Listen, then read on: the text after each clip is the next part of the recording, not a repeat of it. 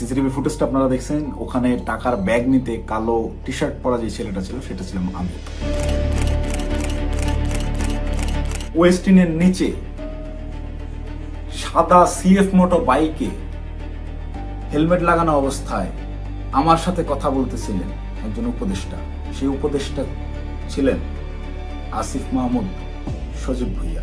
মোহাম্মদপুর থানার মতো একটা ছোট্ট একটা থানার একটা বৈষম্যবিরোধী ছাত্র আন্দোলনের আর সেই ছেলেপেলে মব ক্রিয়েট করতে গিয়ে ধানমন্ডি থানা ধরা খাইলো, তাদেরকে ছাড়াই আনলো কি? আব্দুর রহমান মাসুদের মতো এত বড় ফিগার, এই ইন্টারন্যাশনাল নেতা ওই রকম লোকজনদেরকে ছাড়াইতে থানায় যায় কেন যায়? খোঁজ করেন, চোখের সামনে দেখতে পাচ্ছেন কারা কারা ধনী হয়ে গেছে, কিভাবে রাতারাতি ফকির নির্মলা কোটিপতি হয়েছে, এটা ওপেন সিক্রেট। এবং এদের এইসব টাকা পয়সা আসছে থেকে এইভাবেই।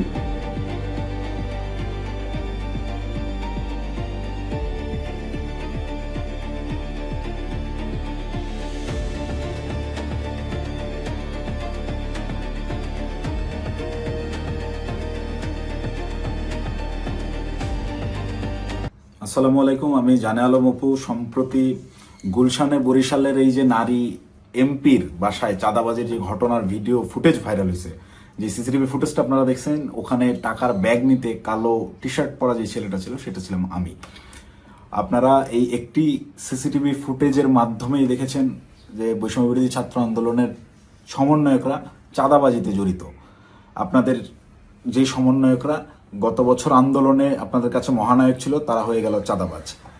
কিন্তু আমার কিছু প্রশ্ন আছে। আপনারা কি জানেন যে এই যে টাকা নেওয়ার যে ফুটেজটা, এটা সকাল 9টা থেকে 10টার ভিতরকার সময়ের মধ্যে, তার ঠিক কয়েক ঘন্টা আগে ভোর 5টার সময় ওই জোনের ডিসি ওসি সবাইকে অবগত করে একদম অফিসিয়াল প্রসেসে আইনিভাবে আইন শৃঙ্খলা বাহিনী অর্থাৎ পুলিশ বাহিনীকে সাথে করে নিয়ে স্বামীর সেই বাসায় আমরা অভিযান চালাই।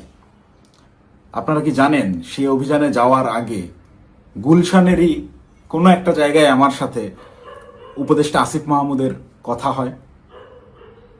কই নিউজ মিডিয়ায় এত কিছু আসলো, এই 2 মিনিটের সিসিটিভি ফুটেজটাই কেন? আগের রাতের গোটা অভিযানের বিষয়টাকে একদম স্রেফ ধামাচাপা দেওয়া হলো কেন? ভোরবেলার সেই পুলিশ সাথে করে নিয়ে যে অভিযান চালানো হয়, ভোর 5টা থেকে 6টা পর্যন্ত টানা 1 ঘন্টা শাম্মী আহমেদের বাসায় অভিযান চলে। আইন শৃঙ্খলা বাহিনী সহ গোটা বাসা তন্ন তন্ন করে খোঁজা হয়, কোথাও শাম্মীকে পাওয়া যায় না। কিন্তু বাসা অভিযান চলাকালীন সময়ে প্রত্যেকটা জায়গায় আমরা বুঝতে পারতেছিলাম এখানে শাম্মী ছিল। তার ব্যবহৃত জিনিসপত্র, বেডের পাশে তার ফোন, তার হেডফোন, তার জুতা, এভরিথিং, তার ভ্যানিটি ব্যাগ, সবকিছু একদম স্পষ্ট বোঝা যাচ্ছিল শাম্মী এই জায়গায় ছিল।